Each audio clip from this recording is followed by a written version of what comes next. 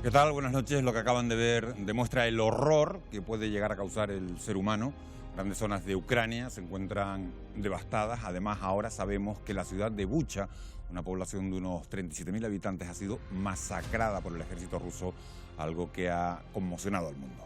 Y es que las consecuencias de esta barbarie perseguirán por siempre a Putin. En tan solo unos minutos les ofreceremos el desgarrador testimonio de 3 jóvenes ucranianas que han logrado escapar de Bucha. Están refugiadas en Canarias y lo que han vivido les marcará para siempre. Esto es solo un adelanto. Mientras estábamos saliendo de Bucha a Irpin, pasábamos por esa calle donde han pasado los rusos y han dejado su técnica, han dejado sus bombas. Yo y mis hermanas han visto gente muerta, las manos aparte del cuerpo, los pies aparte del cuerpo. Hemos dicho adiós a mis padres, nos hemos abrazado. Me parece que nunca nos hemos abrazado tan fuerte como aquella vez, porque era un momento cuando tú no sabes si vas a volver a verles de nuevo y si van a estar vivos.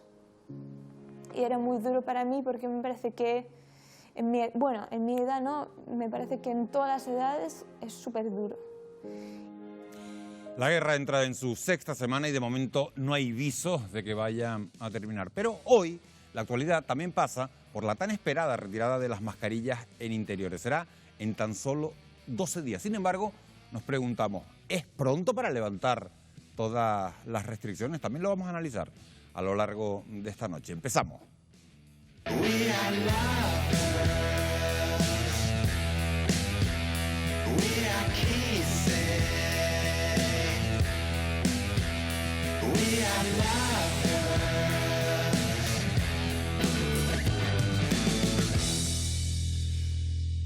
Se cumplen 6 semanas de guerra y la retirada del ejército ruso deja escenas dantescas en zonas cercanas a Kiev. Para abordar la situación de esta 6ª semana de guerra nos acompañan esta noche Raquel Lucía Pérez, que es doctora en Derecho. Raquel, buenas noches. Buenas noches. Bienvenido. Está con nosotros también Nicolás Navarro, que es profesor de Derecho Internacional Público de la Universidad de Las Palmas de Gran Canaria. Nicolás, buenas noches. Gracias por acompañarnos. Está con nosotros también, ha tenido la amabilidad Juan Fernando López Aguilar, eurodiputado. Buenas noches, señor López Aguilar. Buenas noches. Encantado. Gracias por acompañarnos. Cuando comenzó esta guerra, muy pocos apostaban por la capacidad de resistencia de Ucrania y se temía que tanto Kiev como el gobierno de Zelensky caerían a los pocos días. Sin embargo, Laura, la realidad que nos hemos encontrado ha sido muy distinta. Así es, Miguel Ángel. Como tú decías, Ucrania resiste y tras 6 semanas de guerra, el bando que contempla la victoria ya no es Rusia, sino Ucrania. Y de producirse una derrota de Putin, se podría redibujar un nuevo mapa para la seguridad europea. Para analizarlo, está con nosotros esta noche Chema Gil. Él es codirector del Observatorio Internacional de Seguridad. Y bueno, pues vamos a hablar con él esta noche. Chema, buenas noches. Gracias por acompañarnos. Hola, buenas noches. Siempre es un placer. Chema, decíamos que Ucrania resiste y la pregunta ¿es posible que haya una victoria de Ucrania sobre Rusia en estos momentos? Bueno, eso han sido algunas manifestaciones que ha realizado Estados Unidos. Son informaciones que llegan desde Estados Unidos, análisis que yo creo que son precipitados. Hay que tomar en consideración, por más que se haya demostrado la falta de logística por parte de Rusia, grandes fallos estratégicos y tácticos y demás, es verdad, pero lo cierto y verdad es que Rusia es militarmente, desde el punto de vista armamentístico, es un elefante frente a un pigmeo. Por lo tanto, decir que Ucrania va a ganar la guerra, lamentablemente, ojalá y pudiéramos decirlo y terminar ya. Pero es que lo que vamos a ver ahora en el este, en la región del Donbass, porque Rusia no va a renunciar a conectar Rusia con la península de Crimea, controlar el mar de Azov y muy posiblemente que intente por el sur llegar hasta Odessa. Es verdad que Odessa es una posición militarmente muy difícil, ahí va a tener que hacer un esfuerzo bélico muy importante, combinando desembarcos anfibios, uso de artillería, aviones, alguna brigada aerotransportada. Quiero decir, Odessa es algo muy complicado, pero podría llegar hasta Jersón y consolidar la posición en Jersón, que es precisamente donde desemboca el río Dnieper, que es el único accidente geográfico que tiene Ucrania. Por cierto, lo que estamos sabiendo esta noche y lo que se está viendo esta noche en Borodienka. Sepan ustedes que lo de Bucha no es nada para lo que se va a ver a partir de mañana en esta ciudad. Es absolutamente execrable, no hay palabras para describir lo que se está viendo. Porque además venimos hablando de Mariupol, de Bucha, y ahora mencionas este nuevo caso, ¿no? Borodianka está muy cerca, estamos hablando de una ciudad también pues relativamente importante, y hay que, en fin, estamos viendo imágenes. La gente tiene que saber que se han iniciado ya investigaciones internacionales, con investigadores internacionales. La Fiscalía de la Corte Penal Internacional, por mucho que Rusia se niegue a reconocerlo, porque de hecho no es un país que haya firmado el Tratado de la Corte Penal Internacional, pero siempre se va a poder estimular la creación de un tribunal especial. Yo creo que todo lo que estamos viendo y lo que vamos a ver todavía en los próximos días nos va a helar mucho más la sangre. Porque además, bueno, que también quería preguntarte, porque estamos viendo los ataques a civiles en Bucha, por ejemplo, cómo esto ha aumentado las sanciones por parte de la Unión Europea, y aún así Rusia sigue diciendo que todo esto es un montaje. ¿A ti qué opinión te merece todo esto? ¿Cómo se puede seguir manteniendo ese argumento? Pues recordaré lo que decía en su red social el profesor Manuel Torres Soriano de la Universidad Pablo Olavide. Es la conducta prototípica de quien manipula o desinforma. Negar la evidencia, criminalizar al otro, llegar a decir absolutas inconsistencias que, por más que nos puedan chocar, están dirigidas a un mensaje ad intro de Rusia. Es evidente, Rusia está en manos de un individuo que tiene un poder omnímodo, similar al que podía tener Stalin en su momento, y no tiene que rendirle cuentas a nadie. Por lo tanto, puede ordenar. Parece ser que hoy el Der Spiegel es un medio de comunicación serio, de calidad, de forma contrastada, se habría hecho eco de grabaciones de inteligencia dando órdenes desde a los responsables de la Brigada 64 de fusileros, concretamente a la unidad 51460, comandada por Azakbet Asenbokovich, allí en Bucha, donde se le dan órdenes expresas de acabar con los civiles. Y esto es lo que parece ser que hemos visto. Chema Gil, se nos acaba el tiempo. Gracias por estar con nosotros esta noche, codirector del Observatorio Internacional de Seguridad, y por este panorama que tampoco es muy halagüeño. Gracias, Chema.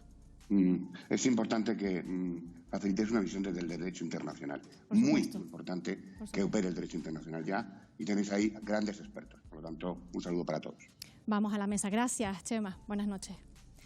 Bueno, ahí el análisis de Chema Gil, preocupante también estos apuntes que nos lanza de cómo puede evolucionar todavía peor la situación. Esa última hora se la traslado a la mesa, empiezo por el eurodiputado, por señor López Aguilar. Comparte la visión de Chema Gil, hablaba él, decía Orodenka, ha dado un nombre, Orodenka, en el oeste de Ucrania, que es una ciudad de unos 10.000 habitantes aproximadamente, 55 kilómetros cuadrados. Dice, las imágenes que hemos visto en Bucha van a ser nada comparado con lo que vamos a dar en Orodenka. Claro que la comparto y subrayo que nos encontramos ante una situación en la que Putin controla absolutamente el cuadro de situación y, por tanto, él es el responsable, él es el que está haciendo la guerra, solo él puede pararla, o solo acabando con Putin se puede dibujar una posibilidad de una reconstrucción de una relación con una Rusia post-Putin, porque lo que está claro es que se ha embarcado en un camino sin retorno, absolutamente destructivo.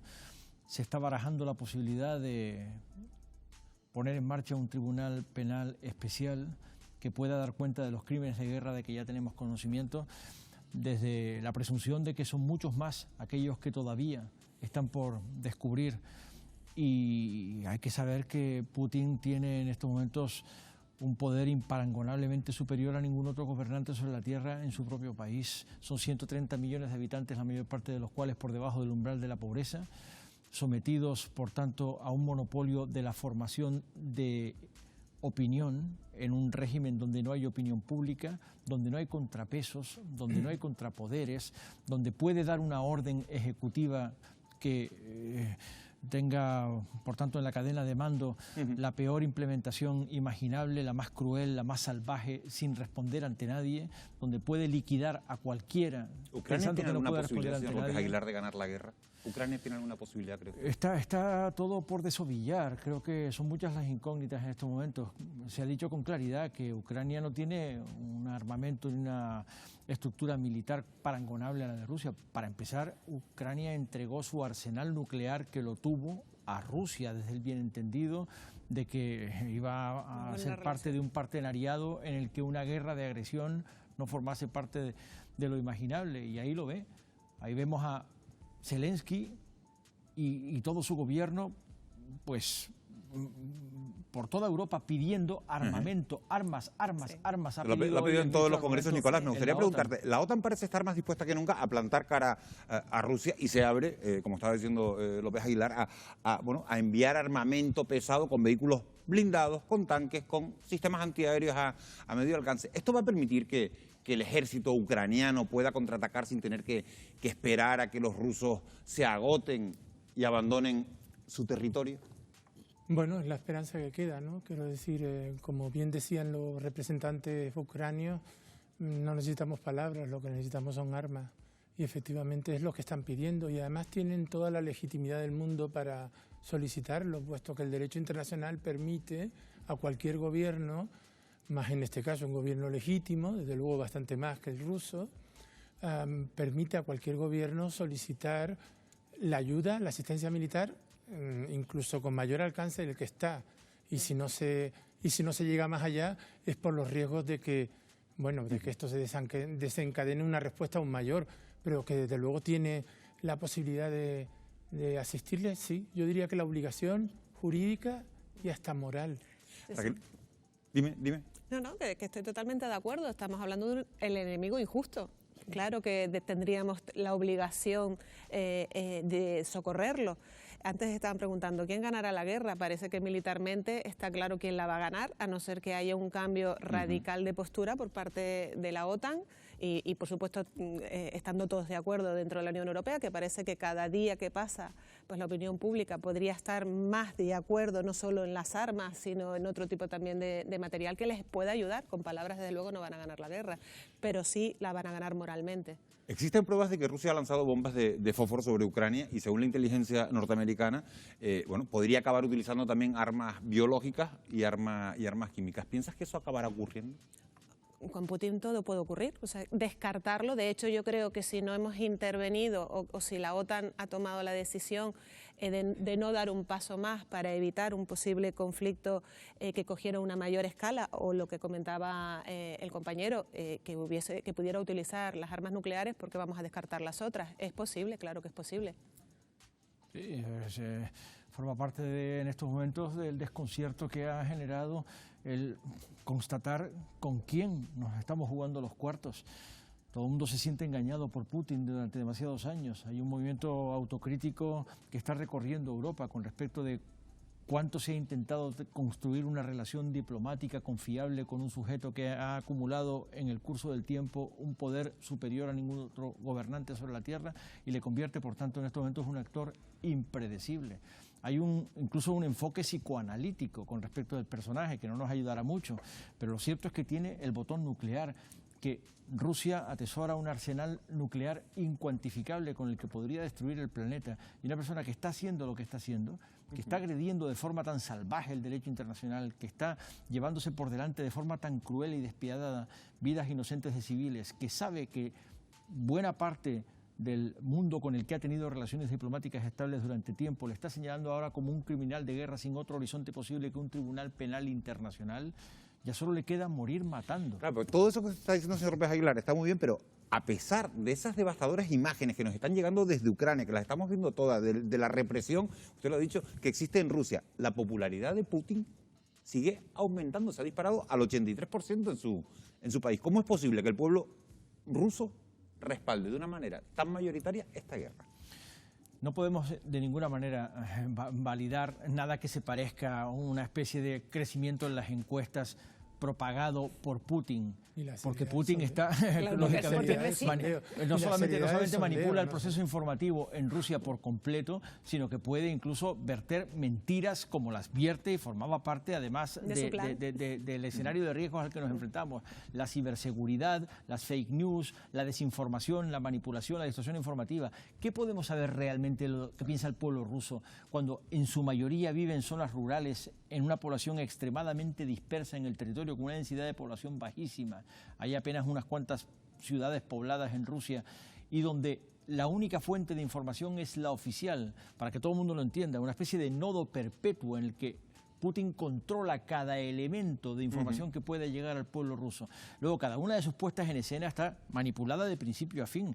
Él ha tenido el otro día un baño de masas en un estadio, no es el primero, hizo exactamente lo mismo cuando agredió a Ucrania con Crimea y luego montó un gran escenario, una gran parafernalia de autocelebración en la que da la impresión de que estaba exultante de popularidad. Todo está fabricado, son personas pagadas, son personas serviles, son personas que han sido instrumentalizadas para llegar allí y aplaudirle dando la imagen del gran líder. ¿O acaso podemos creernos cuando vemos a Kim Jong-un en Corea del Norte? 200.000 personas había en el estadio que está diciendo Juan Fernando López Aguilar. Nicolás. No, sí, desde luego, son personas con una psicología narcisista, entonces, al contrario, se refuerzan. Y respecto a los límites que pueda tener Rusia a la hora de utilizar armas, todo.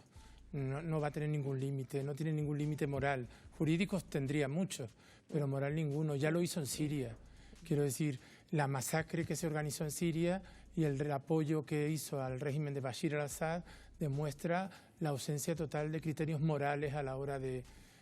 cuando estás apoyando un régimen que está masacrando a sus propios ciudadanos y apoya esa situación. Se utilizaron armas químicas, Obama se había comprometido a actuar en ese caso, la respuesta fue muy endeble y Putin ha tomado nota de que efectivamente que la respuesta occidental fue endeble. Si es endeble la de Estados Unidos, nadie más le va a toser. Así que creo que va a sentir que tiene el campo libre para actuar. Sí, por eso mismo me preocupa, porque si no actuamos, si él sigue pensando que puede entrar en un territorio, en una soberanía, y no pasa algo más allá que sean unas sanciones económicas que son potentes y que son importantes y que no tienen parangón, o sea, no ha ocurrido nunca en la historia algo igual, pues él tendrá la tranquilidad de decir, yo tengo por fortaleza. Aquí yo creo que la discusión es, nos arriesgamos a que pueda ocurrir lo que todos tememos que pueda ocurrir, o ganamos tiempo y le dejamos una salida para ganar nosotros más tiempo, para que Europa se arme, para que podamos entre todos evitar y no cometer los errores que cometimos en el pasado, en el 2014.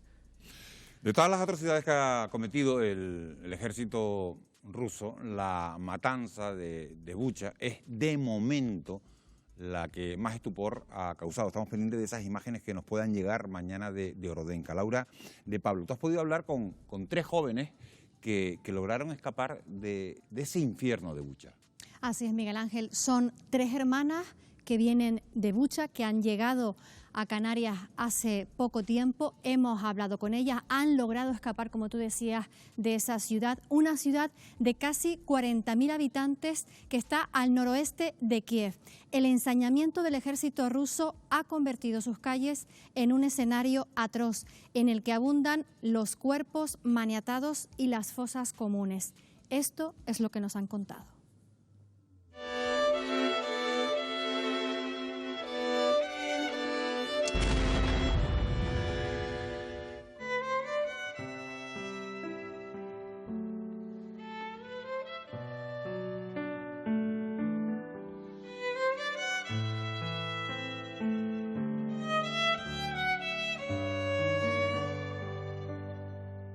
Marina, Elena y Oksana, gracias por recibirnos. Ustedes llegaron a Canarias hace muy poco, cuando ya había empezado la guerra, huyendo de Bucha, que ahora mismo es el centro de los mayores crímenes de guerra que se están viendo en Ucrania hasta el momento. Primero que nada, ¿cómo están y cómo están sus padres y sus familiares que todavía siguen allí? Bueno, ahora estoy aquí a salve gracias a familia que nos ha traído aquí, Eva, José Luis y sus 2 hijas Hace poco que todos los días puedo conectarme con ellos, puedo hablar, puedo estar segura que están bien. Yo he hablado con mi madre y hemos elegido que a las 12 de cada día me va a llamar. Y yo cuando cogía el teléfono no le oía, pero por lo menos yo sabía que estaban vivos. Y yo no quería ir, me quería dejar con mis padres, mi casa, mi novio, mi trabajo, mi estudio, mi ciudad, mi futuro estaba allí. Mi madre me ha dicho con las lágrimas que tú tienes que hacerlo, si no quieres hacerlo por ti misma, tienes que hacerlo por tus hermanas. Yo no puedo dejar a tu padre solo porque los hombres ahora de Ucrania, los hombres que viven en Ucrania no pueden salir, porque si no ellos nadie va a proteger mi ciudad y mi país. Me parece que nunca nos hemos abrazado tanto como aquella vez, porque era un momento cuando tú no sabes si vas a volver a verles de nuevo. Mientras estábamos saliendo de Bucha a Irpin, pasábamos por esa calle donde han pasado los rusos y han dejado su técnica, han dejado sus bombas. Y cuando pasábamos por allí con el coche, yo y mis hermanas han visto gente muerta. Las manos aparte del cuerpo, los pies aparte del cuerpo. Mi padre salía a la calle, hablaba con los rusos al principio. Los rusos militares la han visto, estaban bastante lejos y empezaban a dispararle.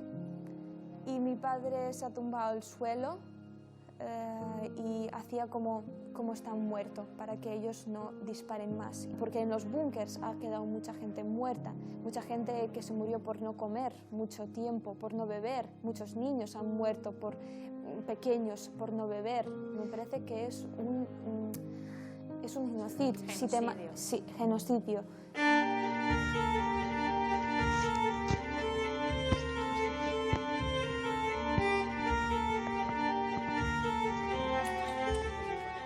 Con todo lo que nos has contado y lo que estamos viendo, Rusia dice que todo esto es un montaje. ¿Qué opinas de esas declaraciones? Te quiero contestar que yo soy la que yo he visto lo que está pasando. No es algo de yo, no lo había leído, no lo he visto por la tele. Yo lo pasó yo misma y mis hermanas y mi familia. Lena, ¿tú cómo estás y qué piensas de todo lo que te ha tocado vivir en este último mes? Físicamente estoy aquí, pero moralmente estoy en casa. Siempre quise salir a conocer otra gente, otra cultura, pero no a este precio.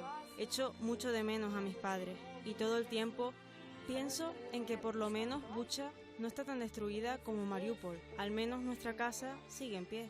Oksana, con tu hermana iban juntas a la escuela en Bucha y ya estando aquí han recibido vídeos de cómo ha quedado la escuela destruida. ¿Qué piensas de todo eso?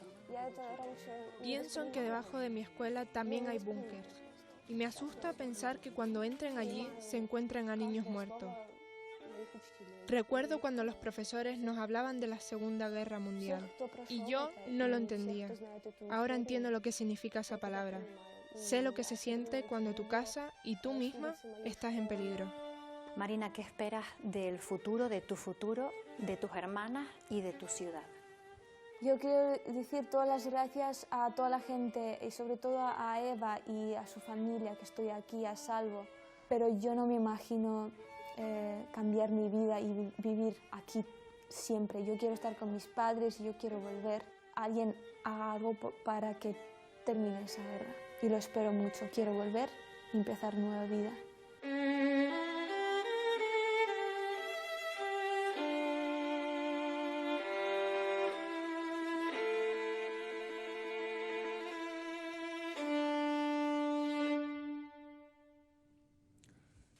Desde luego, el testimonio de estas tres jóvenes es devastador. A mí me gustaría preguntarle a la mesa si estamos ante un crimen de guerra o un genocidio.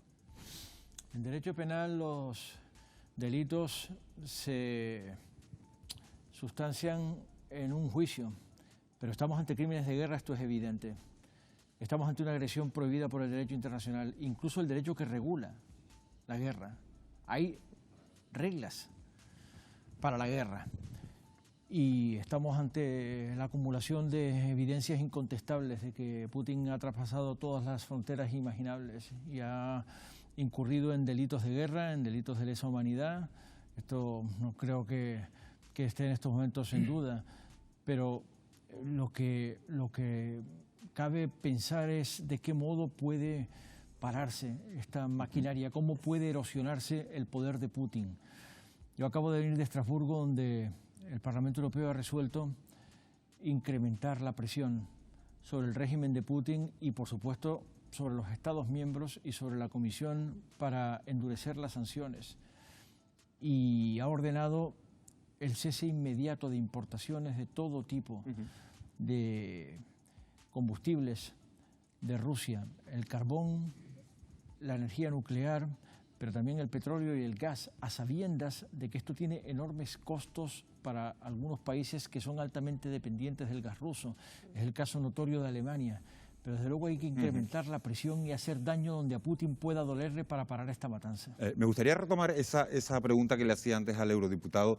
Nicolás, Raquel Lucía, los dos son expertos en derecho. Estamos ante un crimen de guerra, ante un genocidio, y otra pregunta añadida. ¿Cómo conseguir que Rusia responda ante tanta matanza? ¿Confían en que Putin pueda ser procesado algún día? A ver, la figura penal que le corresponde es la del crimen de guerra en general. O sea, son todo tipo de crímenes cometidos o conectados con un conflicto armado, como ocurre en este caso, un conflicto armado internacional. Y es evidente que son crímenes de guerra porque, como hemos visto todos estos días, se han atacado objetivos no militares, desde residencias, escuelas, hospitales, hasta población civil. Es decir, objetivos que no están permitidos y cuya comisión provoca crímenes de guerra. Crimen de genocidio no, porque es un crimen muy estricto, muy riguroso en las condiciones para que se puedan demostrar. Están conectadas con la del régimen nazi, con el holocausto judío, y eso es lo que explica que en 1948 se aprobara la Convención sobre la Prevención y Sanción del Delito de Genocidio. Es decir, es justo después de la Segunda Guerra Mundial y al hilo de los crímenes que habían cometido los nazis, no.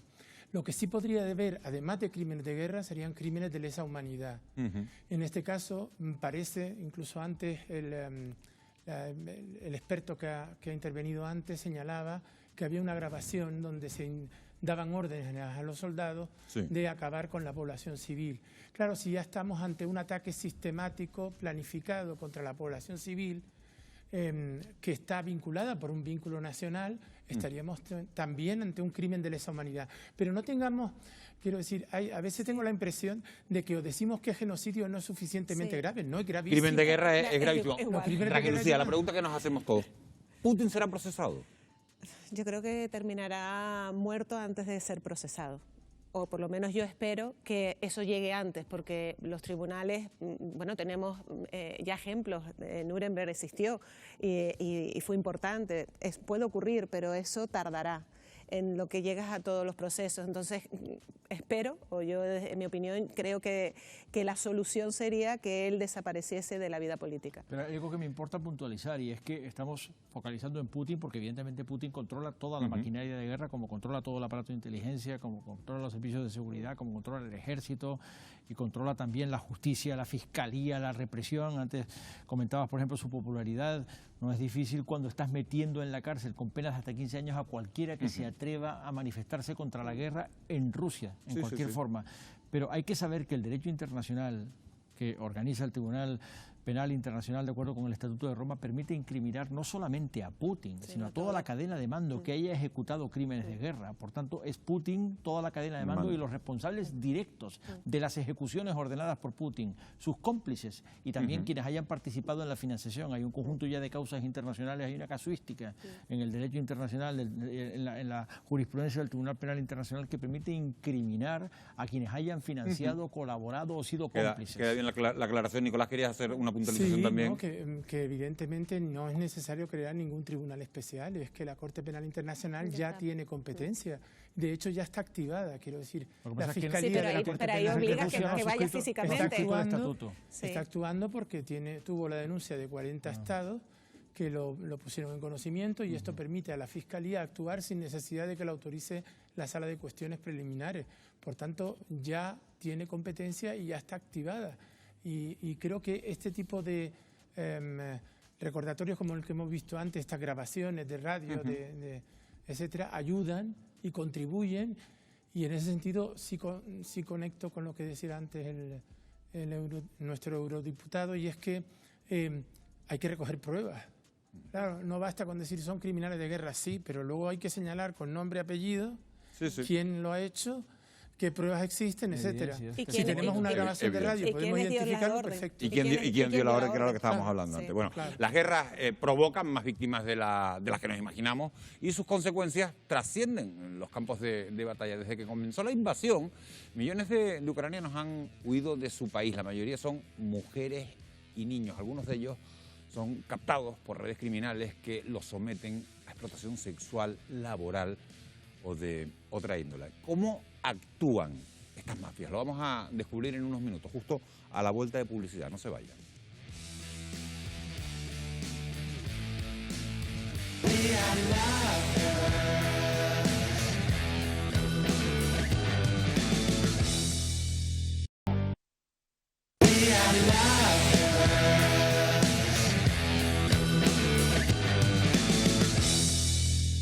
Todo conflicto bélico tiene efectos sociales para los más vulnerables, y en este conflicto entre Rusia y Ucrania estamos viendo ya una nueva emergencia humanitaria y tiene que ver con la trata de personas. Para hablar de este tema está con nosotros esta noche María Jesús Vega, que es portavoz de ACNUR en España, que conoce muy bien este tema, que es una ONG que está trabajando sobre el terreno, y vamos a hablar con ella esta noche. María Jesús, buenas noches, gracias por estar con nosotros. Hola.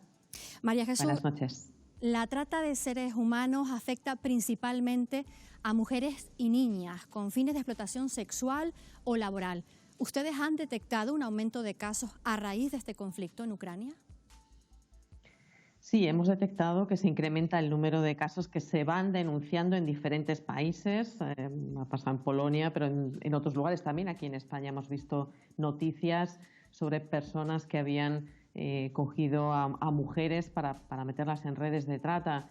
Hay proliferación de este tipo de malhechores, de redes de mafiosos que se aprovechan de la desgracia ajena, de esa vulnerabilidad de muchas de las personas que están saliendo. Y en este conflicto, como bien apuntabas, pues el 90% de la población refugiada que está saliendo de Ucrania son mujeres, niños y niñas, mujeres solas que salen con lo opuesto, no van acompañadas de nadie, están en una situación realmente delicada, y estamos ante una circunstancia en la que hay mucha gente que ofrece de muy buena voluntad casa, transporte, etcétera, pero también entre estos hay gente que no va con esa buena fe y que está aprovechándose para coger a estas personas y para trasladarla a redes o trabajos forzosos o explotación sexual.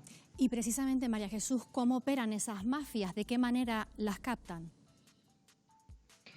Bueno, pues lo que estamos viendo desde ACNUR, desde la Agencia de la ONU para los Refugiados, es que hay personas que se hacen pasar como por miembros de ONGs o autoridades o algo parecido, o dentro de este boom, como digo, de solidaridad, de gente que coge su coche particular y va a la frontera para traerse a una familia de refugiados. Bueno, pues también entre ellos están este tipo de personas que las engañan, que engañan a estas personas, que como no conocen además el idioma, y les dicen que les van a dar alojamiento, que les van a dar comida, un lugar donde dormir, y sin registrarse en ningún lugar se los llevan a cualquier lugar. Es por eso que desde ACNUR estamos pidiendo constantemente que esas iniciativas, por favor, se hagan de manera coordinada, tanto con las autoridades del país donde están los refugiados, donde están llegando, como con las autoridades del país de recepción, y que cualquier persona que sepa que hay personas de Ucrania que han llegado y que no están registradas y que no se ha puesto en conocimiento de las autoridades, y ya ni contamos en caso de que sean menores no acompañados, por favor, que lo hagan y que lo registren ante las autoridades españolas. ¿Cómo pueden ellas, principalmente porque son mujeres y niñas, prevenir caer en esta situación? Es decir, ya están viviendo un conflicto, una situación bastante dramática. ¿Pueden prevenir ellas, antes de salir, no caer en este tipo de mafias? Mira, nosotros estamos trabajando dentro y fuera de Ucrania con los equipos. Tenemos gente experta en temas de violencia sexual y de género. Entre ellos también estos compañeros están dando formación a distintas entidades, autoridades, para esa identificación entre personas refugiadas de aquellos que podrían estar no acompañados del marido, no acompañados de esa persona que tiene la tutela, con una serie de indicios. Estamos haciendo campañas de información también, junto con las autoridades, poniendo póster, poniendo vídeos muy gráficos y muy claros, alertando pues a estas personas en los lugares por donde van pasando, que es un centro de tránsito, antes de salir, antes de cruzar la frontera, o en los centros de acogida. No te fíes de una persona que no vaya propiamente identificada. No le entregues tu teléfono móvil o tu tablet a nadie, no le des tu pasaporte, no te metas en ningún coche si no has podido comunicar previamente esa matrícula a otras personas. Creo que es muy importante el que difundamos información y, por supuesto, que son las autoridades de los países las que están cada vez más pendientes de este tipo de cuestiones. Qué importante esos datos y esas recomendaciones que das. María Jesús, hace décadas que parece que la trata de personas se había convertido en un problema endémico de Europa del Este, precisamente. Pero había pasado esta lacra social a un segundo plano antes de la invasión. Ahora volvemos a hablar de ella. Sí, la verdad es que es triste y es vergonzoso pensar cómo puede haber gente que esté sacando provecho de la desgracia ajena, ¿no? Explicabas estas personas que han estado viendo la muerte, siendo testigos de horror, que emprenden el viaje del exilio con el corazón partido, sin sus familiares, y todavía al otro lado encuentras a alguien que va a aprovecharse para meter a esa persona en trabajos forzosos, para meter en red de prostitución. En fin, es tristísimo. Pero como sabemos que ocurre, y por la experiencia que tenemos desde ACNUR, es algo que ha venido sucediendo en situaciones de caos, donde la gente queda separada, donde los niños se quedan al final, los padres en un lado y los niños menores en otro. Esto es de lo que alertamos, porque son muchos años los que llevamos trabajando en estas situaciones de desplazamiento masivo. Hay confusión, no hay control absolutamente de todo, y ahí es donde suelen proliferar. Así que pedimos por eso a todo el mundo estar muy atento, solidaria sí, pero bien coordinada, mucha información y iniciativas privadas de recoger a personas en la frontera, por favor, controladas y desde luego informadas y coordinadas con las autoridades de todos los países. Por último, María Jesús, y te pido ya brevedad porque nos queda muy poco tiempo, es importante quedarnos con esta recomendación, pero vamos a un dato porque ya ha llegado esta situación a España. La Policía Nacional detuvo hace unos días en Madrid a un ciudadano ucraniano, precisamente, que pretendía prostituir a 2 menores refugiadas. ¿Han detectado más casos de este tipo ya en nuestro país? Muy breve, María Jesús. Bueno, a ver, son las autoridades y la policía quien puede detectar esto. Sí, otra alerta sobre el tema de los menores no acompañados. Son todavía más vulnerables. Hay que estar dando parte constantemente de cualquier caso que se vea así y darlo a conocer a las autoridades autonómicas, que son las que tienen la competencia. Así que, bueno, pues pedir a todos que estén también atentos en este sentido y que apoyen a las autoridades en esa información y en ese registro. María Jesús Vega, portavoz de ACNUR, muchísimas gracias por atendernos esta noche. Gracias. Gracias a ustedes. Bueno, Miguel Ángel, ahí como ves, importante las recomendaciones que da, sobre todo para mujeres y niñas que son las que más cruzan la frontera y que pueden ser víctimas de trata. Bueno, pues yo quería tocar este tema, gracias Laura, pero Juan Fernando López Aguilar quería hacer un matiz sobre lo que estaban diciendo, ¿no? No, simplemente, una aportación. Sí, simplemente comentar que el Parlamento Europeo se ha tomado muy en serio esta situación. Ha exigido de la comisaria de Interior, Ylva Johansson, que la Comisión responda con un transporte seguro, para empezar, identificación y registro de todas las personas, transporte seguro y coordinación europea y financiación. La hemos proporcionado con una aportación extraordinaria al Fondo Europeo de Migraciones y Asilo, al Fondo de Integración y al Fondo de Solidaridad de la Unión Europea, más de 420 millones de euros de inmediato para intentar subvenir a las necesidades de atención. Pero hace falta la coordinación con las autoridades de los Estados miembros, porque la realidad es dramática. Ha habido sin duda una ola espontánea de voluntarios en marcha. Que sí, de gente solidaria que ha buscado ayuda.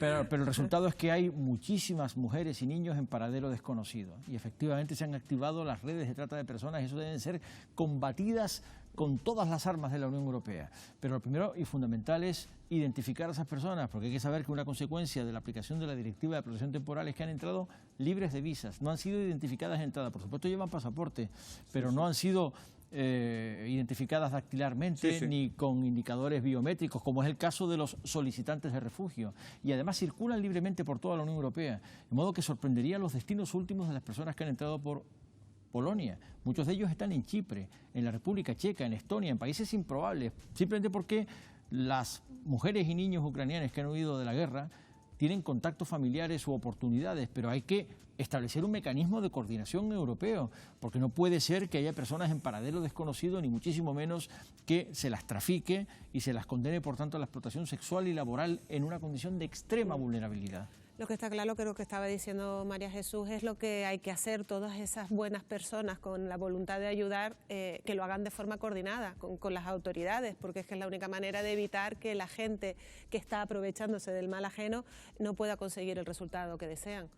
Voy a aprovechar que están los tres aquí para cambiarles de asunto. El presidente del Gobierno de actualidad también ha estado hoy, Pedro Sánchez, el presidente del Gobierno de España, ha estado hoy en Marruecos en una visita que trata de normalizar las relaciones entre los dos países, entre España y Marruecos, después del giro dado por España en el Sáhara y pese a la oposición del Congreso. Señor López Aguilar, ¿respaldar la autonomía del Sáhara era la única manera de superar esta crisis bilateral? En realidad, Pedro Sánchez y el Gobierno de España no ha hecho eso. El Gobierno de España, en una carta dirigida al rey de Marruecos, ha intentado cumplir con su obligación de restablecer una normalidad diplomática que es buena para España y particularmente para Canarias. Desde luego lo es en todas las fronteras exteriores de España y particularmente en la única frontera terrestre que tiene España y por extensión la Unión Europea con el continente africano, que son Ceuta y Melilla. Y es decir, que la propuesta marroquí, y por tanto reproduce una frase que ya es un mantra, que ya está establecida en las resoluciones de Naciones Unidas, es una propuesta seria y creíble, que no cambia la realidad. La realidad sigue siendo un contencioso de legalidad internacional sometido a la comunidad internacional, una disputa de derecho internacional que solo podrá resolverse con una solución que sea mutuamente acordada por las partes, una solución duradera, pacífica, que resuelva la cuestión con un acuerdo mutuamente aceptado por las partes, lo que incluye, por tanto, a Marruecos, que es la fuerza ocupante, y al Frente Polisario representativo del pueblo saharaui. Por tanto, la realidad no ha cambiado, pero lo que sí ha hecho Pedro Sánchez es afirmar lo que ya dicen las resoluciones de Naciones Unidas, que es que la propuesta marroquí es seria y creíble. ¿Con qué intención? Pues evidentemente la de ayudar a normalizar una relación que estaba rota. Y no es bueno que España tenga una relación rota o no existente, no ya digamos hostil o no ya de desconfianza, sino de hostigamiento mutuo con un vecino inexorable como es Marruecos. No creo que eso sea una buena idea en absoluto. Creo, por tanto, que en la política hay hechos y realidades, pero también hay gestos. Y el gesto de ir a Rabat a tener una contacto. Cena, la reunión ha durado media hora esta mañana. Una cena de fin de ayuno de Ramadán con Mohamed es un gesto que simboliza un restablecimiento de una relación diplomática que ojalá llegue a ser normal y constructiva, en la que podemos resolver. ¿Esta nueva relación va a contener la llegada de pateras a Canarias, que es algo que nos preguntamos mucho en este archipiélago? Yo comparto que desde luego un presidente de un Estado tiene que intentar llevarse bien con todos los Estados y más si son vecinos. Debería no haber tenido nunca un conflicto, pero es que ese conflicto, Marruecos y España no han tenido problemas históricos. Ha habido sí, pero me estoy refiriendo que recientemente historias de conflictos. Sí, ha habido conflictos, evidentemente que los ha habido, pero vamos, que el conflicto mayor y la crudeza del conflicto actual se debe también por actuaciones del propio gobierno. Es decir, que evidentemente es correcto que intentes llevarte bien con tus vecinos, pero también hubiera sido correcto no haber provocado ese conflicto, porque yo creo que no le falta razón a Marruecos en el momento en que se produce esa falta de confianza para que se produzca. No creo que sea justo acusar al Gobierno de España de haber provocado un conflicto con Marruecos. De hecho, circula una especie en sentido contrario que tampoco es plausible, la de que Marruecos, artero y taimado, intenta chantajear permanentemente a España. Creo que ese lenguaje altisonante no nos conduce a ninguna solución. Lo importante es que a través de los gestos seamos capaces de reconstruir la relación de cooperación. Me queda menos un minuto para irme a publicidad y me gustaría oír a Nicolás sobre este asunto también. Soy profesor de Derecho Internacional, no puedo defender otra cosa que no sea la legalidad internacional, y este paso que ha dado el presidente del gobierno va en contra de la legalidad internacional. Creo no solo que es contrario al derecho internacional, sino que además va a ser inútil. Quiero decir, ni siquiera se va a lograr lo que el acuerdo pretende. Es que no hay ya acuerdo. La propuesta de autonomía de 2007, que es en la que se basa esta apuesta del gobierno, porque es una apuesta y toda apuesta conlleva un riesgo, es evidente. Esa apuesta de 2007 dejaba muchos flecos sueltos a la hora de detallar cómo iba a ser ese régimen de autonomía, porque entre otras cosas dejaba a salvo las competencias del rey de Mohamed VI. Con lo cual no sabemos exactamente cuál es el alcance de la autonomía. Dudo siquiera que le dé una autonomía. Es más, mi apuesta es que el Sáhara jamás tendrá una autonomía, porque Marruecos nunca se la otorgará. Entonces lleva tu razonamiento. Me tengo que ir a publicidad. Lleva tu razonamiento, Nicolás, a sus últimas consecuencias. Estás diciendo, por tanto, que no habrá nunca una solución para no, yo creo que la solución no es la autonomía. Que malvive los campamentos de Tinduf. Si acabas de decir que Marruecos nunca le da la autonomía, puede decir que Marruecos... Lo que no ha habido en la reunión de hoy es ningún compromiso por escrito. Han dicho, han quedado... Que Marruecos le dará alguna vez la independencia. Una carta de un presidente si nunca le da la autonomía, puede ser que le da la independencia. Vamos a ver. No tenemos nada. Estamos hablando todos a la vez y es complicado entender. No vamos a llegar a una solución. Pero si no hay que llegar a un acuerdo, lo ha dicho correctamente. Ha habido una carta de un presidente a un rey. Ya está, no hay nada más, es que no puede haber nada más, es el derecho internacional que tiene que resolver el problema. Y no contradice el derecho internacional en la medida en que las Naciones Unidas ya dicen que hay una propuesta de autonomía que es seria y creíble, pero que solo podrá desembocar en un cambio de la situación lamentable de un contencioso que se cronifica durante 50 años, con la consecuencia muy dolorosa de las personas que viven transterradas en los campamentos de Tinduf. Solo podrá haber una solución que sea mutuamente acordada. Bueno, y por tanto, ese será la garantía del respeto de la legalidad internacional. Mutuamente acordada. Queda claro tiene que ver con la carta del presidente al rey. Queda claro la posición de cada uno. Hoy han acordado en esa reunión establecer una hoja de ruta que conoceremos en los próximos días, tanto por parte de Marruecos como por parte de España. Vamos con otro asunto. El próximo 20 de abril las mascarillas van a dejar de ser obligatorias en muchos espacios interiores. Con su retirada, la vida volverá a ser tal y como la conocíamos antes de la pandemia. Sin embargo, el coronavirus va a seguir con nosotros. ¿Cómo convivir con él a partir de ahora y qué restricciones podrían volver si una nueva ola complica nuestra estrenada normalidad? Lo vamos a abordar enseguida. No se vayan, será justo después de unos minutos de publicidad. ¿Estamos ahora mismo en Canarias en el momento adecuado para retirar las restricciones? Sí, porque la incidencia no es un parámetro tan relevante ahora. Lo importante es el colapso de las UCIs y de los hospitales, y lo importante son los fallecidos. La variante que tenemos tiene la misma letalidad de la gripe.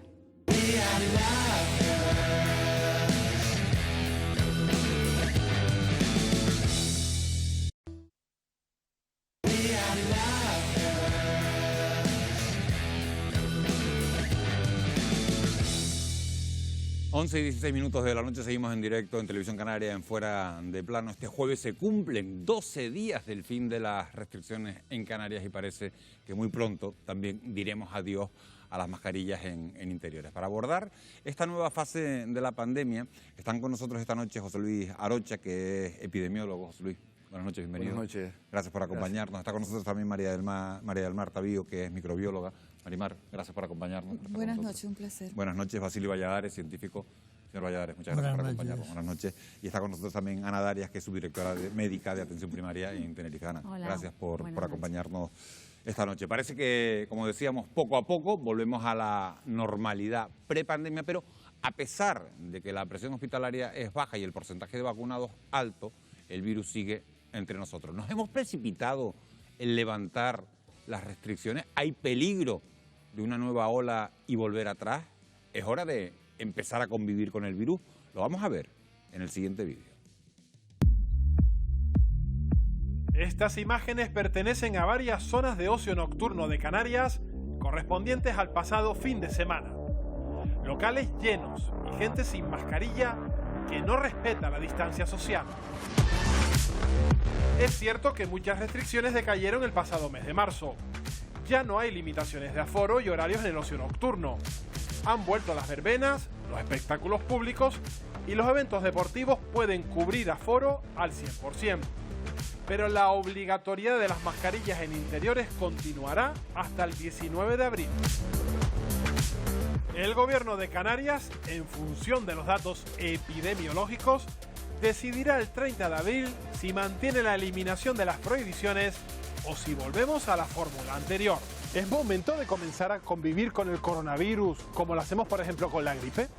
Un dato, tomen nota, actualmente la incidencia acumulada en Canarias es de casi 700 casos por cada 100.000 habitantes.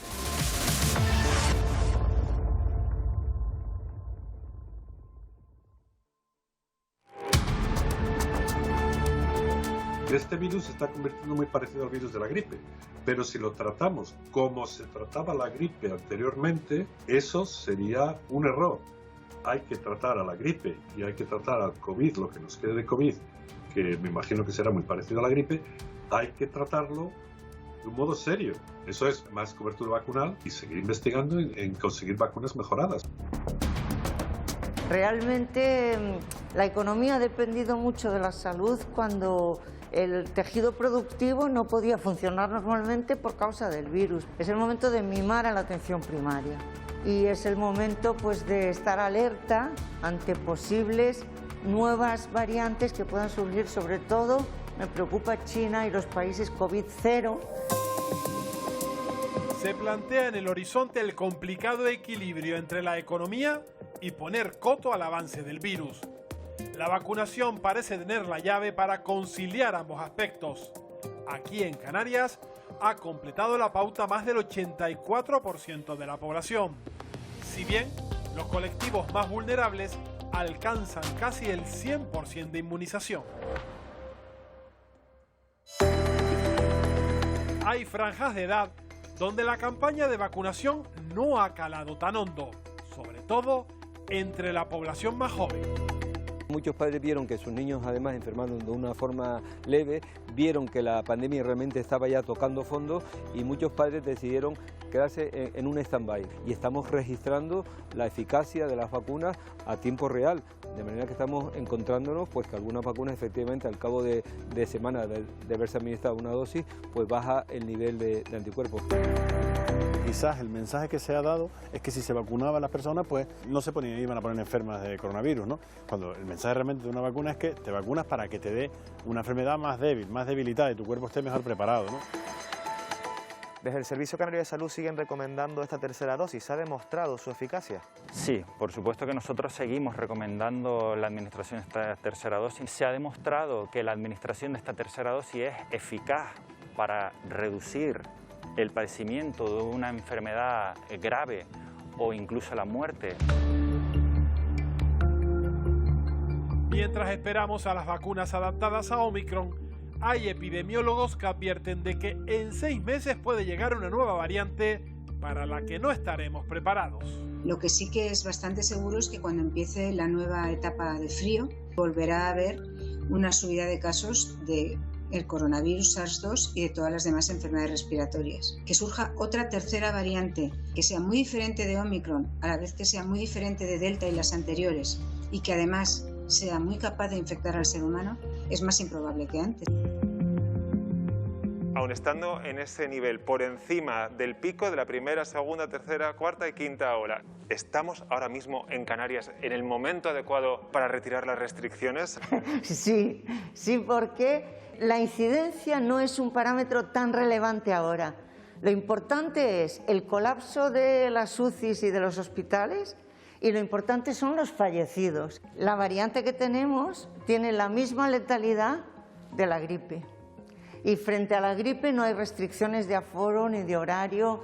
Todos nos preguntamos, ¿es el momento de retirar la mascarilla en interiores? Pues mira, Yo te diría, en los colegios sí, pero taxativamente un sí enorme. Muchos niños pasarán la COVID, claro que la pasarán. Tendrán que aislarse de sus abuelos frágiles, pero dejemos que es el momento de dejar que los niños vivan una vida normal en el colegio. En el resto de lugares, hombre, yo te diría que en el transporte público no. Y los ciudadanos tenemos que saber qué es lo prudente y qué es lo imprudente. ¿La mascarilla meterla en el armario? No. El ocio nocturno ha visto cómo sus ingresos se desplomaban durante la pandemia entre un 80 y un 85%. Nos hemos citado con un conocido empresario del sector. Israel Melián, como empresario del ocio nocturno, ¿qué dificultades han tenido en estos 2 años de pandemia? Fue muy duro por lo que se alargó la situación, es más, hasta hace unas semanas seguíamos todavía con una serie de restricciones bastante importantes para el sector. Todo eso llegaba a que la empresa, incluso abierto, estaba en pérdida. Yo quiero creer que es imposible que volvamos atrás, que si volvemos atrás volvamos a cometer los mismos errores. Si ahora volvemos a repetir lo mismo, pero arrancamos desde las deudas, es imposible mantenerlo. Adolfo García Sastre, cuando ve estas imágenes del ocio nocturno con gente sin mascarilla, ¿cree que hemos levantado las restricciones demasiado pronto? En una discoteca con jóvenes, ¿cuánta gente hay con grupo de riesgo? Y si la circulación del virus no es muy alta, pues lo que puede ocurrir en ese, sí, puede haber infecciones. Lo único es que esas infecciones entren luego en grupos de riesgo. Y para eso, pues hay formas de intentar prevenir que entren en grupos de riesgo. Muchos sectores necesitan retomar la normalidad, pero no podemos olvidar las terribles consecuencias de la pandemia, con más de 1.600 fallecidos en Canarias. En Canarias, 37.000 personas que se infectaron con el virus tienen secuelas como cansancio extremo o pérdida de memoria. Es lo que se conoce como COVID persistente. Kenia es una de esas pacientes. Kenia, en junio del año pasado te infectas con COVID-19 y tras varios días con los síntomas típicos, mucosidad, dolor muscular, irritación de ojos, te empiezas a encontrar peor y decides acudir al médico. ¿Qué es lo que le dicen en urgencia? Me hacen una placa de autóxico, me dicen que tengo una pequeña mancha en el pulmón, pero que no llegaba a ser neumonía y que nada, para no preocuparme, me pasaron medicación, antibiótico, aerosoles y me mandó para casa. Tengo la falta de aire, tengo migraña, tengo insomnia, tengo temblores, tengo dolores musculares, me hincha demasiado la barriga, pérdida de memoria. Yo hacía mucho deporte y hoy en día no puedo caminar 200 metros. Yo era una persona totalmente sana, imperativa, madre de 3 hijos. Me siento como si tuviera 80 años.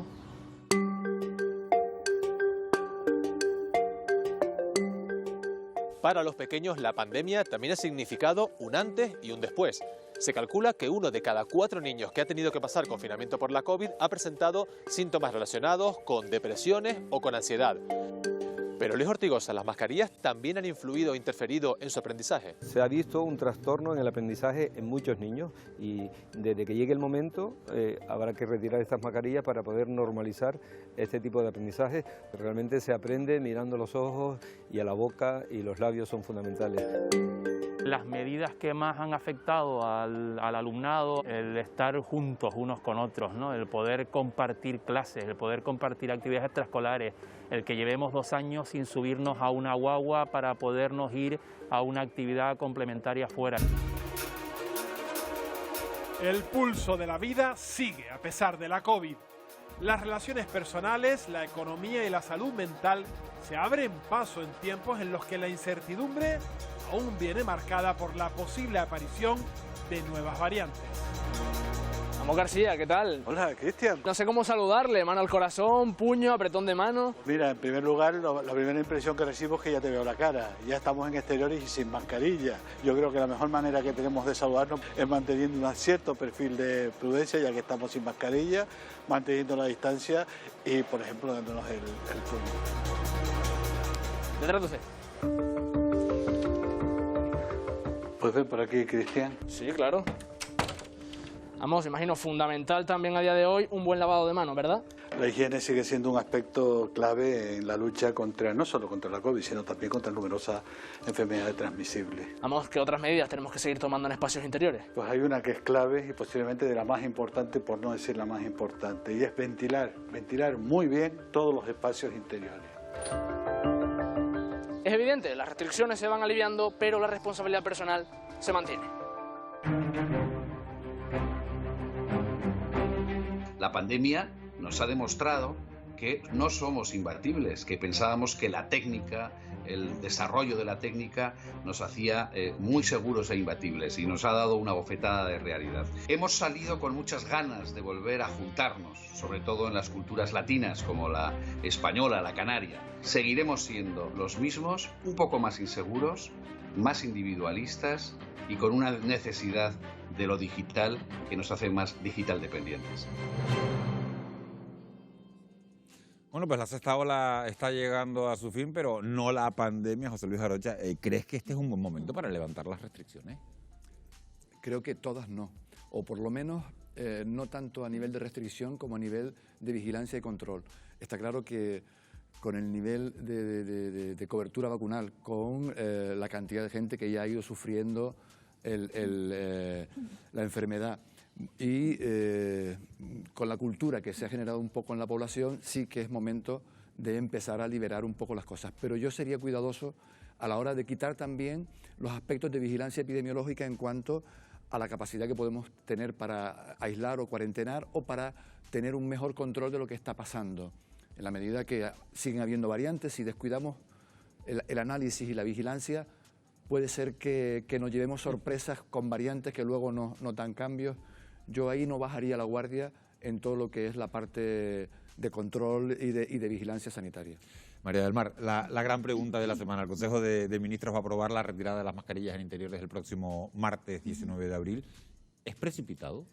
A ver, no lo creo. En primer lugar, vamos a pensar qué han hecho nuestros socios europeos. Ya hay un buen número de países europeos que hace semanas abolieron la restricción de utilizar obligatoriamente mascarilla en interiores y con incidencias acumuladas en ese momento muy superiores a las que en teoría tenemos nosotros, porque no se ha seguido midiendo de una forma tan exhaustiva.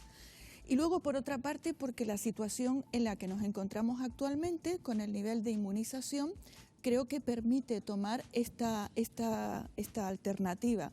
Hay que tener en cuenta que hay estudios que demuestran que la dosis de refuerzo, sobre todo con las vacunas ARN, es efectiva, protegiendo frente a la infección por Omicron también y, por supuesto, frente a la enfermedad grave.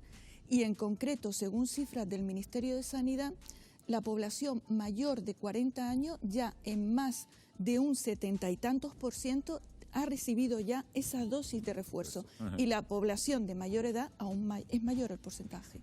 Basilio Valladares, una vez se levanten las restricciones, mascarilla en interior incluida, ¿habrá que apelar a la responsabilidad individual para evitar una nueva ola? ¿Qué precauciones deberíamos tomar? No cabe la menor duda de que la responsabilidad individual es fundamental. Yo creo que las mascarillas, y además ya está así dicho, no se va a quitar en todos sitios. Hay determinadas cosas en donde las tienes que mantener. Y aunque... Transporte público, centros hospitales, centros de salud, centros sociosanitarios. Por ejemplo.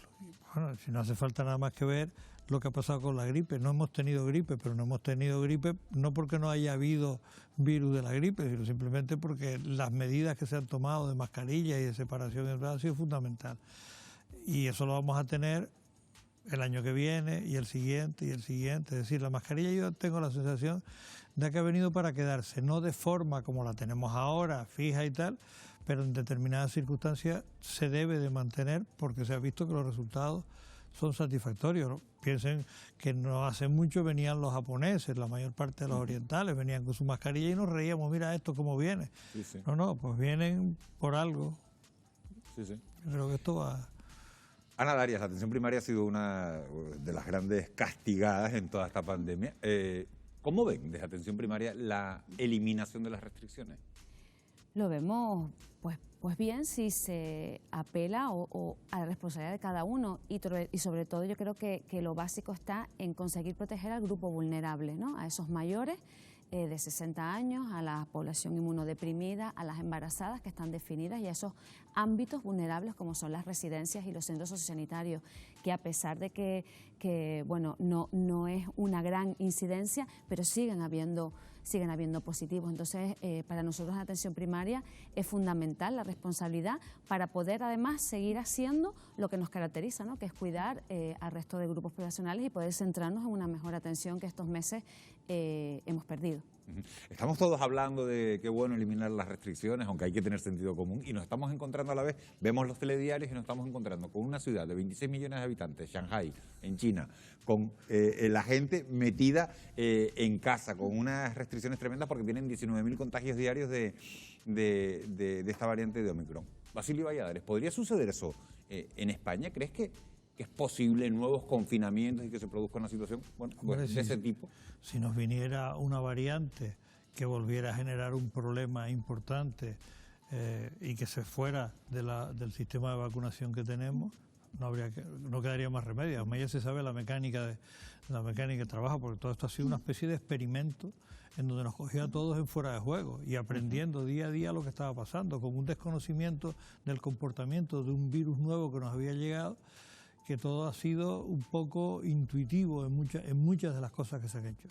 La epidemiología ha actuado, las cifras han ido controlándose, las vacunas han sido fundamentales para que esto se corrigiera y yo no creo que vayamos a ser como los orientales que tienen otra disciplina y otra forma de proceder. Pero que si es necesario hacer otra restricción se hace, a mí no me cabe la menor duda. Francia y Alemania, José Luis Arocha, ya están administrando la cuarta dosis a personas mayores y también al personal sanitario. ¿Tiene sentido comenzar a poner otra dosis de refuerzo aquí también? ¿A qué personas iría dirigida? En las personas vulnerables y donde se demuestra que va cayendo la inmunidad y que van teniendo una incidencia que vuelve otra vez, a pesar de la vacuna, a tenerla en una situación elevada, más allá de lo aceptable, por supuesto que es recomendable. Y Marimar, ¿qué es más efectivo, fomentar la tercera dosis en la población que no se la ha puesto o avanzar en una cuarta dosis dirigida a lo que estaba diciendo José Luis, a los colectivos más vulnerables? Bueno, yo considero que la tercera dosis, completar esa tercera dosis en la población que solo tiene la pauta con 2 dosis o lo que llamábamos pauta completa es importante porque sabemos que tiene efectividad protegiendo frente a la variante predominante en España y en Europa, que es la variante Omicron, y también en Canarias. Respecto a la cuarta dosis hay todavía bastantes dudas. De hecho, Israel, que está administrando esa cuarta dosis, los resultados que van surgiendo indican que al parecer es bastante efectiva, sobre todo para población vulnerable por encima de los 60 años, pero no está tan claro que para población más joven pueda ser de gran utilidad. De hecho, produce un aumento del nivel de anticuerpos, pero que es muy pasajero. En este sentido, lo que señala la Agencia Europea del Medicamento es que, sobre todo, vaya dirigida en cualquier caso, como ha comentado Arocha, a esa población más vulnerable, es decir, población de avanzada edad. En cualquier caso, en España lo que se ha admitido es para personas con cierto nivel de inmunodepresión, pacientes oncológicos, trasplantados, etcétera. Ana Darias, ante esta eliminación de las restricciones en los centros de atención primaria se van a establecer nuevos protocolos de seguridad. No, tenemos los protocolos que teníamos adaptados a la nueva situación. Tenemos que abrirnos. Hasta hace poco estábamos un poco más cerrados para garantizar la seguridad tanto del personal sanitario como de los pacientes, pero estamos en un momento que tenemos que ir paralelos al cambio que se está dando en la sociedad. Evidentemente no bajar la guardia en cuanto a la protección tanto del personal como de la persona que entra a los centros, pero sí garantizando que toda persona tenga un acceso adecuado y libre, obviamente, a los centros sanitarios. No podemos ser la atención primaria, ¿no? un punto de cierre al sistema, porque somos la puerta de entrada. Por lo tanto, mantendremos las medidas y abiertos, sí, para garantizar. Hay que decir que desde el inicio de la pandemia hemos visto una auténtica carrera entre las principales empresas farmacéuticas para tratar de encontrar el antídoto, tanto en forma de vacuna como en forma de medicamento. Pero, ¿en qué punto se encuentran estos avances? ¿Por qué no ha visto la luz alguna de las vacunas que se están desarrollando en España?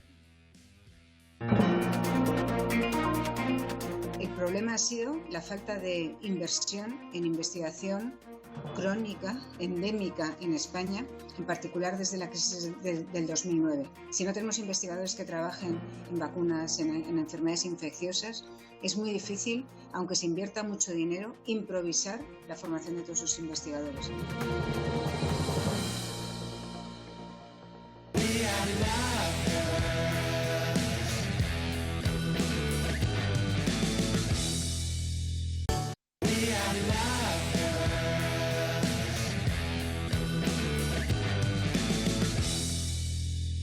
El 2021 se caracterizó por ser un año frenético en la carrera de la vacuna contra la COVID. Las principales farmacéuticas sacaron su artillería más pesada para intentar erradicar el virus a través de la creación de vacunas y de medicamentos. Pero ¿en qué punto se encuentran estos medicamentos y estas vacunas que ya se han desarrollado? ¿Hay alguno que se convierta en la gran promesa para dejar definitivamente atrás la pandemia? Lo vemos en el siguiente vídeo. El coronavirus ha generado la pandemia más virulenta del siglo. Solo los avances científicos están permitiendo ver la luz al final de un túnel en el que se han quedado atrás miles de víctimas, crisis económica e incertidumbre en nuestro país.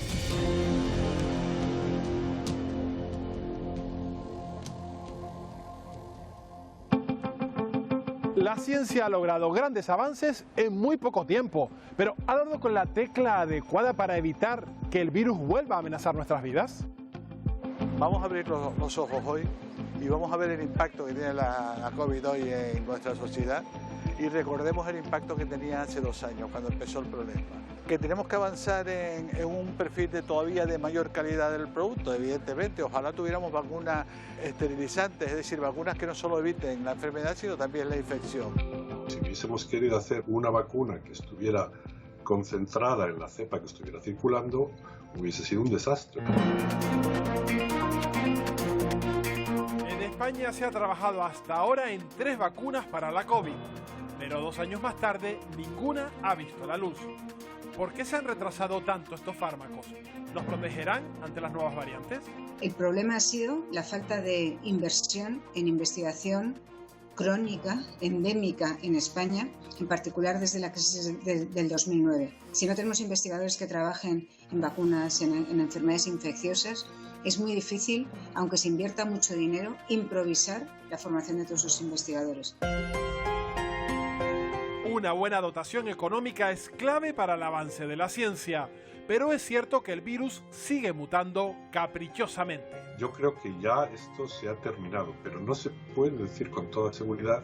Se ha terminado con respecto a provocar crisis, pero no se puede decir con toda seguridad hasta que veamos qué es lo que ocurre la próxima vez que el virus vuelva a subir. Los laboratorios Pfizer y Moderna han anunciado que comenzarán a fabricar las versiones 2.0 de sus preparados en un corto plazo, pero aún no han comenzado a distribuirse.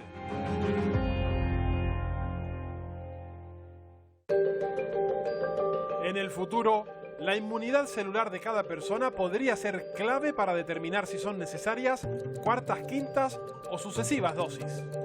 2 científicos del Hospital Universitario de Canarias han desarrollado un sistema para poder medir dicha inmunidad. Vamos a conocerlo.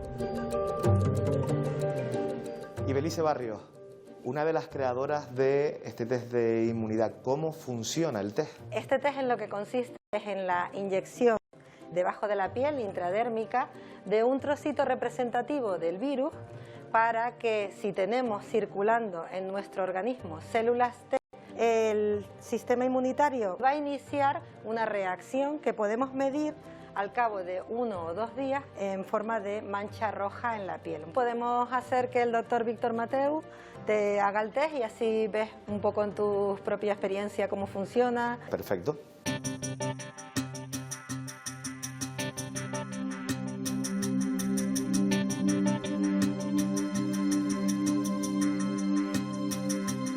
mandas fotos de tu brazo a las 12 horas, a las 24 horas y en 48 horas nos volvemos a ver aquí y hacemos la valoración completa del estudio. Las vacunas españolas dibujan un futuro prometedor, pero están tardando en materializarse. La de los laboratorios IPRA ya está en su última fase, la de evaluación, y podría comenzar a inocularse en 2 meses. Pero, ¿en qué caso va a aplicarse esta vacuna? Señor García Sastre, ¿cómo es la vacuna de IPRA? ¿A quién se le va a administrar? La vacuna que se está desarrollando por IPRA es una vacuna de proteínas recombinantes, eso es distinto de las otras vacunas. Puede que dé lugar a una inmunidad un poco más duradera, ¿no? Y bueno, fundamentalmente se va a probar en gente que ya tiene inmunidad preexistente, ¿no? Pues la vacuna española se ha retrasado como también otros casi cientos de vacunas por falta de financiación, es principalmente eso. Es cuestión de cuánto financiación y cuánto empuje le pongas desde el principio. Mientras tanto, en el CSIC, el equipo de Luis Senjuanes sigue realizando ensayos en la que podría ser la vacuna definitiva, autoamplificable. ¿Qué quiere decir? Que al entrar el ARN en el organismo se multiplicaría por 5.000. Además, la persona no se infectaría ni tampoco transmitiría el virus. Y además, tiene otra ventaja, se puede administrar por vía nasal. Lo que se logra es que haya una memoria inmunitaria en el punto de entrada de la futura posible infección, de manera que la reactivación de la memoria es más rápida y por tanto más eficaz. La ciencia también trabaja para encontrar tratamientos efectivos que eviten que las personas contagiadas desarrollen cuadros clínicos graves. Para eso ya se dispensa en Canarias el tratamiento Paxlovid, una cápsula que se administra por vía oral y que reduce la probabilidad de mortalidad en un 89%. Es un medicamento que está destinado para aquellas personas de alto riesgo, no por cómo podrían sufrir la COVID, que también, sino sobre todo porque no les prende la vacuna y no se les puede estar inyectando muchas dosis seguidas porque no prende, no va a funcionar. Entonces, para esas personas el Paxlovid se usa como un antiviral de primera línea, es decir, en cuanto esas personas de alto riesgo que están identificadas tienen una infección, la pastilla mejor porque va a competir en la carrera inicial con el virus para que el virus no se multiplique. Gracias a la vacunación, los pacientes con coronavirus que acaban ingresando son aquellos que padecen patologías previas. Es por eso que aquí en el Hospital Nuestra Señora de la Candelaria se ha puesto en marcha una iniciativa pionera, el primer hospital de día en Canarias para pacientes con COVID y patologías de base. El objetivo es evitar su hospitalización.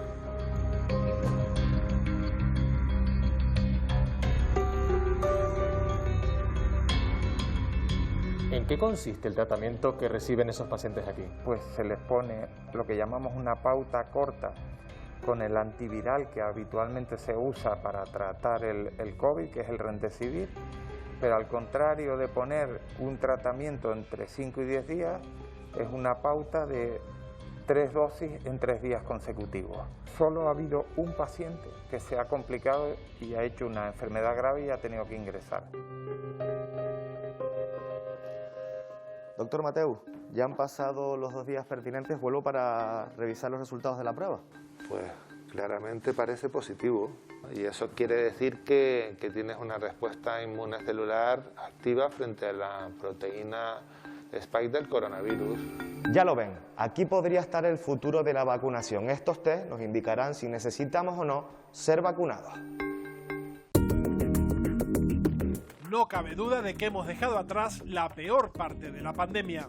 Estamos en una nueva fase, aunque el virus sigue ahí. Es por eso que el Ministerio de Sanidad y las comunidades autónomas han pactado un nuevo método para vigilar su avance. Ya no se tiene en cuenta la incidencia acumulada de la población en general. Se fundamenta ya el seguimiento en otro tipo de parámetros, donde desaparecía esa incidencia acumulada en la población general y se basa en la incidencia acumulada de los mayores de 60 años y en índices como puede ser los ingresos en camas hospitalarias, en camas de críticos o incluso valorar aspectos como pueden ser el número de bajas laborales o incluso el seguimiento de las aguas residuales también.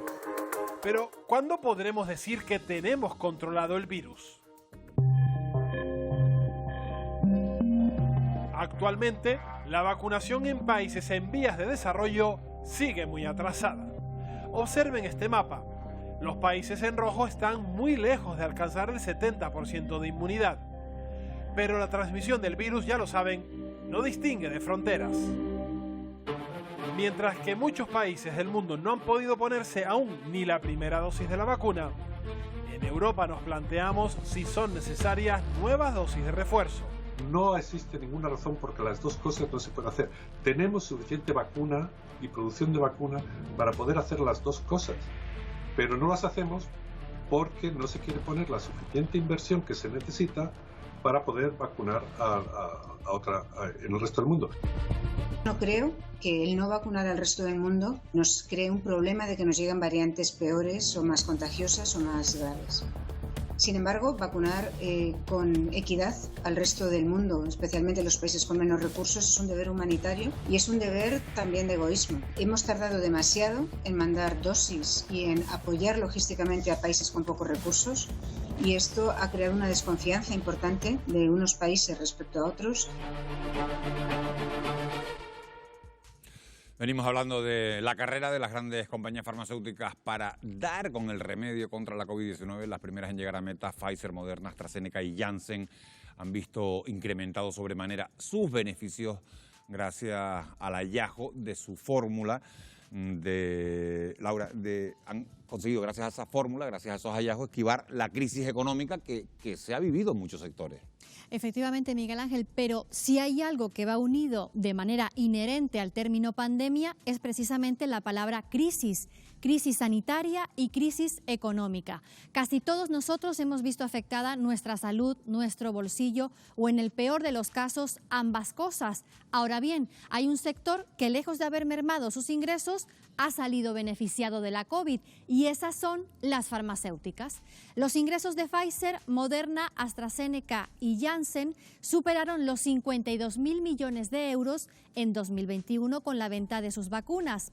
Pfizer, por ejemplo, consiguió incrementar su beneficio un 140% en 2021, hasta superar los 19.000 millones de euros, gracias a la venta de su producto estrella, su vacuna contra la COVID, que estaba desarrollada junto a la alemana BioNTech. La venta de vacunas de la compañía se convirtió en el principal ingreso del grupo al multiplicar por más de 6 su facturación. Una retribución que la llevó a duplicar las ganancias obtenidas en 2020. La estadounidense Moderna facturó más de 15.000 millones de euros solo por la venta de viales. El año pasado distribuyó un total de 807 millones de vacunas, elevando así los beneficios de esta farmacéutica hasta los 11.000 millones de euros en 2021, dejando atrás las pérdidas registradas en el ejercicio anterior. Estas dos compañías que están detrás de las vacunas de ARN mensajero son las preferidas para las campañas de refuerzo contra el coronavirus. Muy por debajo de las cifras de Pfizer y Moderna se encuentran las ventas de las otras dos fabricantes autorizadas en Europa y que están basadas en adenovirus. AstraZeneca, cuyos ingresos superaron los 3.000 millones de euros, con la vacuna más económica de todas, que costaba unos 3 euros cada vial. Y Johnson & Johnson, con una única dosis diseñada en este caso por Janssen, ingresó más de 2.000 millones de euros por la venta de su vacuna contra la COVID. Son los beneficios que suman y siguen.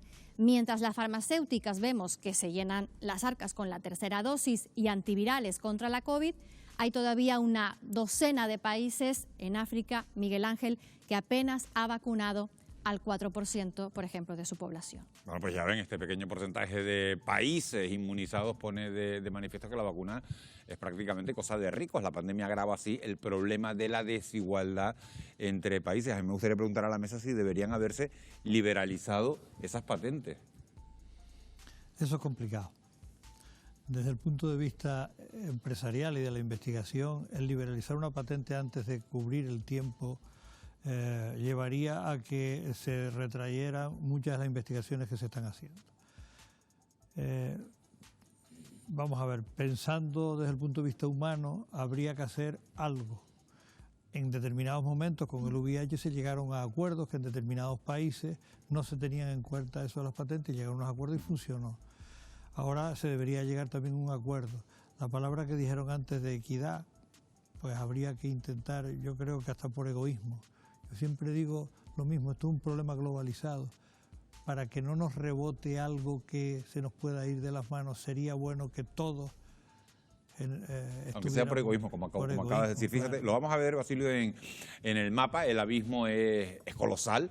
Mientras algunos estados como España, Portugal o Canadá han inoculado más del 80% de su población diana con la pauta completa, la mayoría del continente africano ha inmunizado a menos del 20% de su población. Hay una docena de países, no supera la tasa de vacunación del 4%, como por ejemplo Burundi, 0,1%, República Democrática del Congo, 0,9%, o que la superan por poco, como Nigeria, con el 4,5%, o Camerún, con un escaso 5%. De continuar el ritmo de vacunación de finales de año, algunos podrían tardar décadas en lograr el objetivo del 70% de cobertura marcado por la Organización Mundial de la Salud para julio de este año. Así es prácticamente imposible alcanzar la inmunidad global. Ana, es prácticamente imposible, ¿no?, con esas cifras. Claro, es imposible, pero que esto no es nada nuevo. Es decir, siempre el tercer mundo queda atrás en esta pandemia y en el resto de enfermedades. Y eso hace que exista una desigualdad mundial.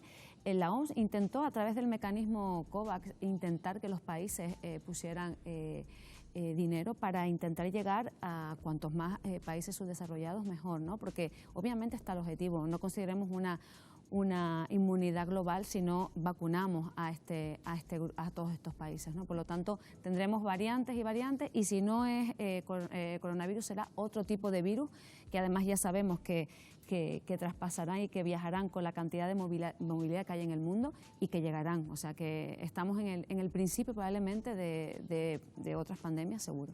Fíjate que estás hablando de nuevas variantes, Ana, y José Luis, la Organización Mundial de la Salud ha advertido estos días de la aparición de 3 nuevas variantes. Una de ellas podría ser la más transmisible de todas. ¿De qué manera se puede controlar que no haya una séptima ola? ¿Se puede controlar? Con los mimbres que tenemos actualmente, complicado lo tenemos, porque las vacunas, como vemos, no son eficaces al 100% para evitar la transmisión. Por otro lado, el virus está en todo el mundo y con la desigualdad y la falta de equidad que hay a la hora de inmunizar, va a seguir circulando. Y el virus muta, es decir, que de vez en cuando aparezca alguna variante con una mayor capacidad infectiva o incluso mayor gravedad o reproductiva mucho mayor, va a ser la norma, o sea, lo vamos a tener. Por eso el problema no se ha acabado. Nosotros podemos relajarnos un poco, pero la vigilancia a nivel mundial y el control va a seguir porque no lo vamos a poder controlar en estas condiciones actuales. María del Mar Tavío, ¿es posible monitorizar y controlar esa nueva variante y las próximas que lleguen para, bueno, vamos a decirlo así, para mantenerlas a raya? Pues sí, porque se está haciendo. De hecho, se han identificado estas nuevas variantes, la XC, la XD, la XF, y bueno, eso es gracias a un sistema de control, porque aunque se han disminuido, digamos, las restricciones, eso no significa que no se vaya a seguir realizando una vigilancia y control genómico de posibles nuevas variantes que puedan ir surgiendo. Es decir, este control existe y bueno, lo que pasa es que, por ejemplo, una de ellas, la XC, se identificó en enero, sobre mediados de enero, en Reino Unido. ¿Por qué? Bueno, pues porque Reino Unido tiene una potencia, digamos, en cuestión de estudios, secuenciación, seguimiento, igual que otros países europeos. Igual aparecen esas variantes en otros países y las detectamos más tarde. Basilio Valladares, los expertos calculan que cada 11 días aproximadamente aparecen nuevas variantes. ¿Cuándo y cómo crees que puede terminar esto? No lo sé, pero efectivamente los virus y sobre todo los virus RNA mutan muchísimo, con lo cual eso no hace falta tener mucha ciencia por medio para darse cuenta que eso va a ocurrir. El problema está en que se está tardando en conseguir la vacuna que hay que conseguir.